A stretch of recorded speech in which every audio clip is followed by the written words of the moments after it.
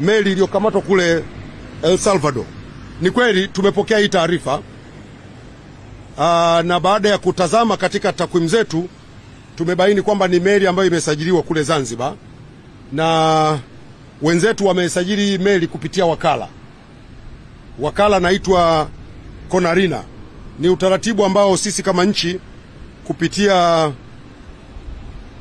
kwenye shirika lile la meli duniani sisi ni wanachama. Kwa wenzetu Zanzibar walisajili hii meli kupitia kwa wakala, kwa sababu kiutaratibu ni kwamba ukiwa kwenye lile shirika ile International Maritime Organization una uwezo wa kuwa na mawakala mbalimbali ambao watakusaidia kusajili meli katika maeneo mbalimbali.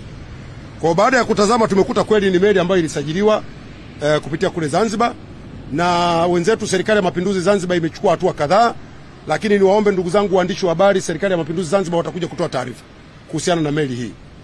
Lakini kwa haraka, ili watu wasiendelee kupata upotoshaji, ziko hatua ambazo zimechukuliwa mara moja, kwa sababu meli hizi zikiwa zinasajiliwa kwenye nchi yako sio kwamba inatoka hapa. Inaweza ikasajiliwa ikiwa kwenye nchi nyingine na inafanya kazi huko, na ndio maana hata kwenye meli hii kwenye taarifa ambayo imetoka mmesikia kwamba hakuna Mtanzania aliyekamatwa huko. Ni meli ambayo imesajiliwa huko na wakala na imefanya kazi huko na imekamatwa huko kwa makosa yaliyoko huko. Lakini kwa sababu sisi kupitia Serikali ya Mapinduzi Zanzibar ilisajiliwa huku kwetu, Serikali ya Mapinduzi Zanzibar imechukua hatua zifuatazo. Kwanza, ilipopata taarifa tarehe 17 ya mwezi uliopita, mwezi wa pili, mwezi huu, tarehe 18 ya mwezi wa pili, Serikali ya Mapinduzi Zanzibar imefuta usajili wa ile meli. Ile meli inaitwa nadhani FMS Eagles.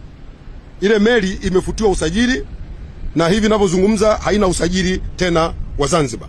Lakini jambo la pili, Serikali ya Mapinduzi Zanzibar imewatafuta wamiliki wa hii meli kujua kulikoni.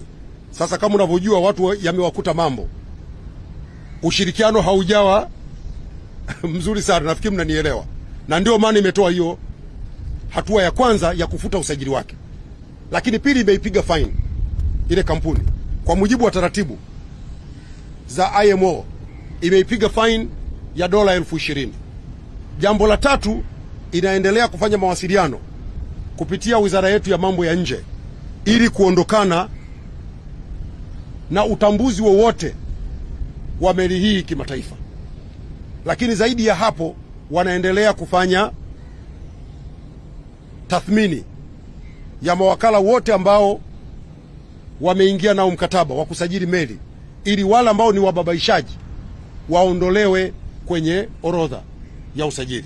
Kwa hiyo hizo ni hatua ambazo Serikali ya Mapinduzi Zanzibar imezifanya kwa haraka, angalau Watanzania mjue kwamba kwanza ni kweli meli iliyosajiliwa imesajiliwa Tanzania, lakini ni meli ya nje ya nchi na ilikuwa inafanya kazi huko nje ya nchi.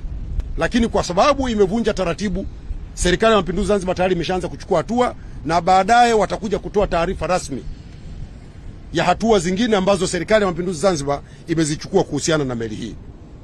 Lakini ni meli ambayo ilikuwa na wageni, haikuwa na Mtanzania hata mmoja. Sawa sawa ndugu zangu.